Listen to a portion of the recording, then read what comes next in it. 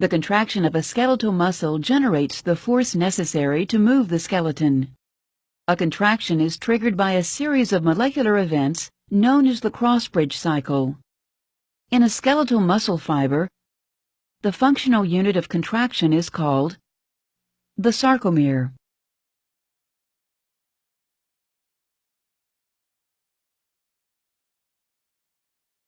A sarcomere shortens when myosin heads in thick myofilaments form cross bridges with actin molecules in thin myofilaments.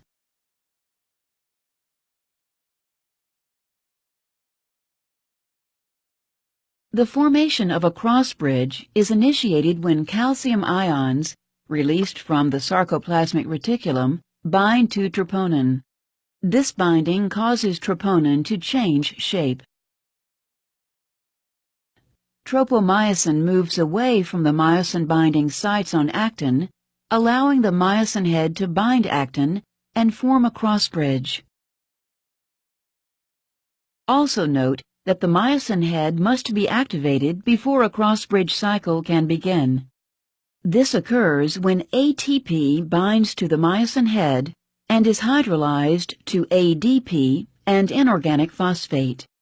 The energy liberated from the hydrolysis of ATP activates the myosin head, forcing it into the cocked position. A cross-bridge cycle may be divided into 4 steps. Step 1. Cross-bridge formation. The activated myosin head binds to actin, forming a cross-bridge. Inorganic phosphate is released, and the bond between myosin and actin becomes stronger. Step 2. The power stroke. ADP is released and the activated myosin head pivots, sliding the thin myofilament toward the center of the sarcomere. Step 3. Cross-bridge detachment.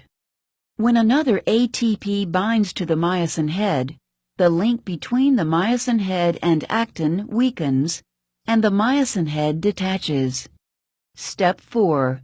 Reactivation of the myosin head. ATP is hydrolyzed to ADP and inorganic phosphate. The energy released during hydrolysis reactivates the myosin head, returning it to the cocked position.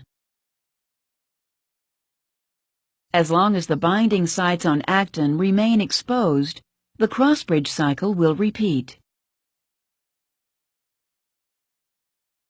And as the cycle repeats, the thin myofilaments are pulled toward each other and the sarcomere shortens.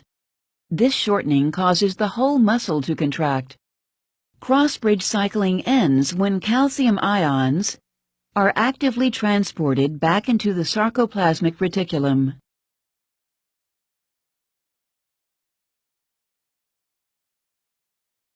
Troponin returns to its original shape, allowing tropomyosin to glide over and cover the myosin-binding site on actin.